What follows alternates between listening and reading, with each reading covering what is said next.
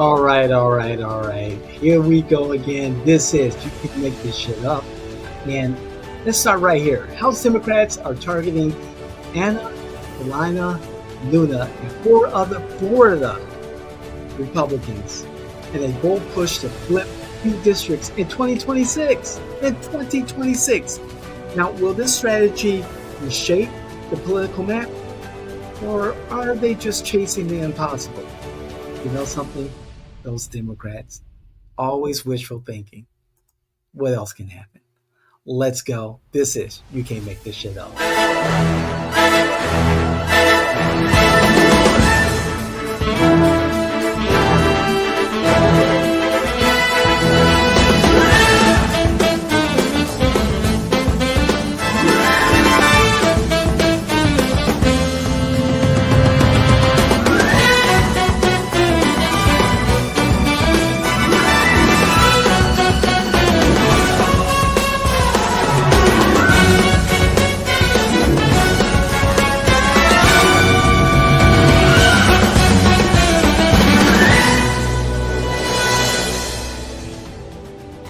All right. Hey, I'm David Washington. This is You Can't Make This Shit Up. And I'm your favorite political innovator, period. Okay. So, this one, I saw this article, Thank You Florida Politics. And I'm like, wait a second. Okay. So, Representative Luna and four other Republicans, congressmen, congresspeople, whatever,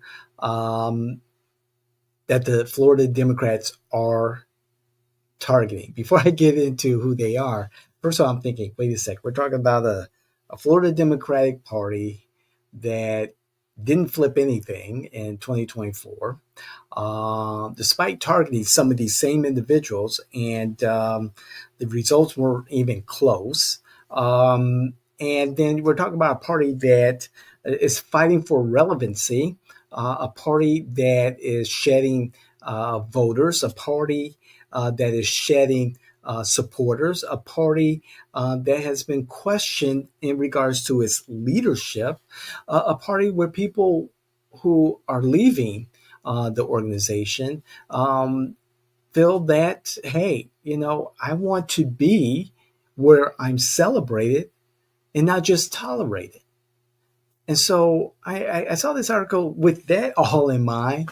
And I'm like, oh my goodness. And let's not talk about the fundraising problems that the Florida Democrats have. And I'm not using the Democrats here in Florida as a punching bag. It's just that I just have to react to the news. This is my reaction video, and this will probably be quick, but let's look at who they're talking about. Of course, we talked about Anna Paulina Luna, but we're also talking about other Republicans that they're targeting. Representative Carlos Jimenez, I just saw him on C-SPAN this morning.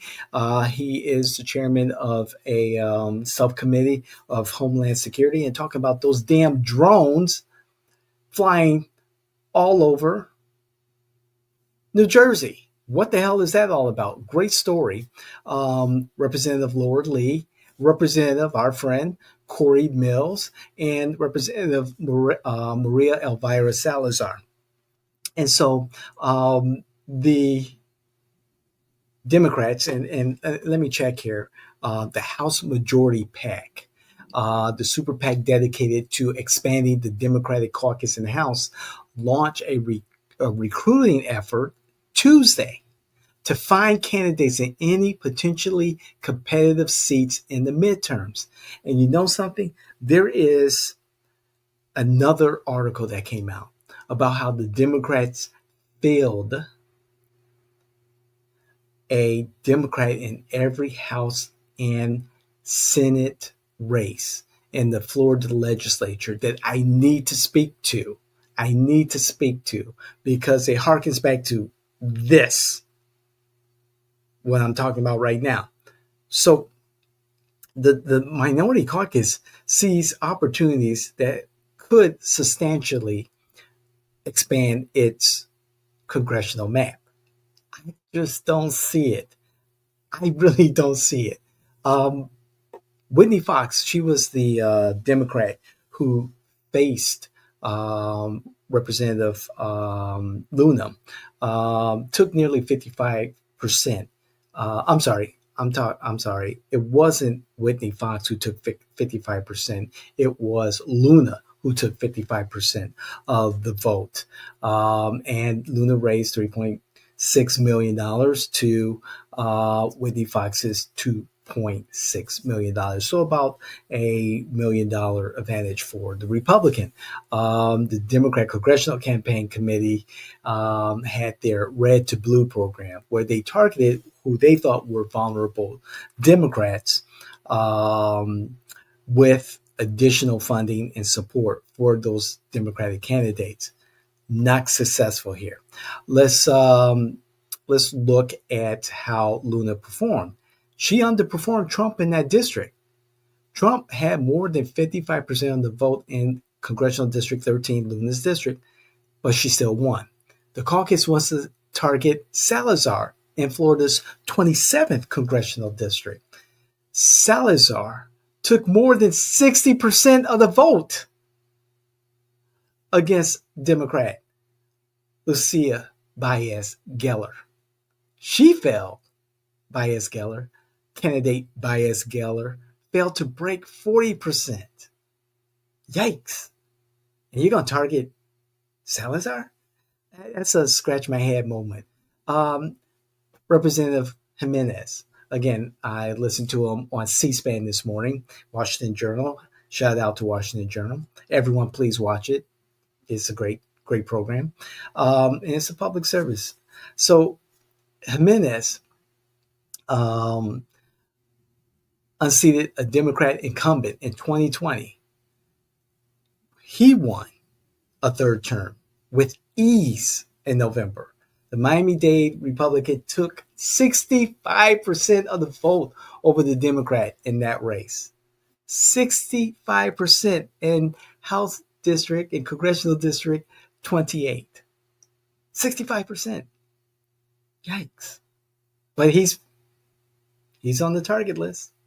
So let's look at Laura Lee, who won her second term in Florida's 15th Congressional District with 55%, I'm sorry, 56% of the vote over Democrat Pat Kemp. Trump won the vote in the district with less than 55%. So she slightly outperformed Trump. Another target for the Democrats. And then, of course, Representative Corey Mills, our friend. He's from New Smyrna Beach, Republican. He secured his reelection in Florida's 7th Congressional District. We had some play in the primary for the Democrats. And oh man, it professionally breaks my heart to see how that played out. However, he took 57% of the vote against the Democrat Jennifer Adams. Trump took 56% of the vote. Representative Corey Mills is an outspoken advocate for his community, for the military, and that particular district, Southern Volusia County, and all of Seminole County, I mean, on paper, you would think it's a purple district. However, I believe up and down the ballot, Republicans won, maybe a school district race here or there, or soil and water, but the major hitters, all Republicans. So I, I don't know. I don't know. Being on this particular target list may be a rare badge of courage for the Republicans. These Republicans did well. Democrats are hoping, the Trump administration will be shitty and open the opportunity for Democrats to do well in the midterms. Typically, the party that is in the presidency typically will lose seats in the House of Representatives in Congress. That may change. History will say one thing, but reality will say another. That's what I said about the Kamala Harris win. I thought that she would win a very, very close race. And I was right, you know, to some extent. No, I wasn't. No, I wasn't.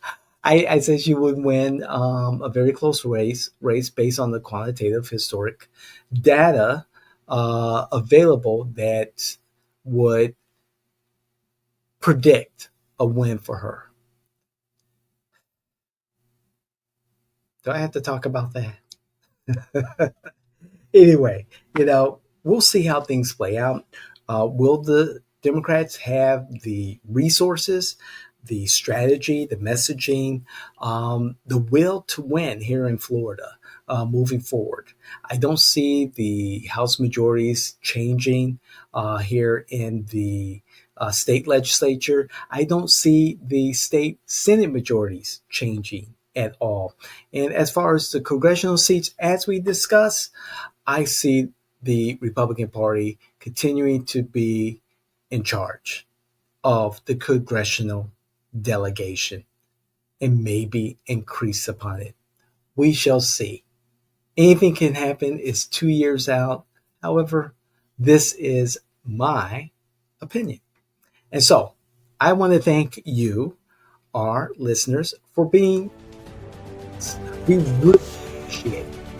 I mean, really appreciate you tuning in, participating by commenting. I forgot to say that in the last video.